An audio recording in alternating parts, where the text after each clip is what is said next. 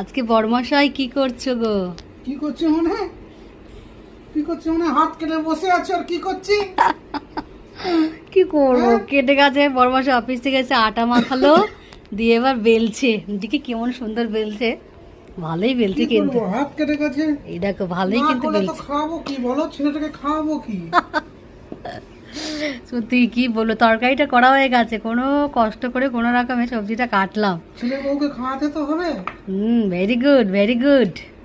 খাওয়াতে হলে করতে হবে, হুম মিলে মিশে করতে হবে। বাবা বাবা হ্যাঁ শোনা, তোমার জন্যই তো করছি। হ্যাঁ পাপাকে হেল্প করো শোনা, পাপাকে হেল্প করেছো? আচ্ছা, করেছি তো, জল দিয়েছে শোনা। নুন দিয়েছে তাই না? ভেরি গুড সোনা। ঠিক আছে, বর কি শুনো বেলছে, মোটামুটি বেশ গোলি হচ্ছে তো নাকি? ভালোই বেলতে পারে বড়মশাই না? করতে তো হবে, না করলে কে করবে বলো? হাত কেটে বসে আছি। মামি হাত কেটে বসে আছে বল শোনা। রোজ হাত কেটে যায় মামি, না? কোন দিকে মন থাকে মামির? মামির কোন দিকে মন থাকে? মোবাইলের দিকে।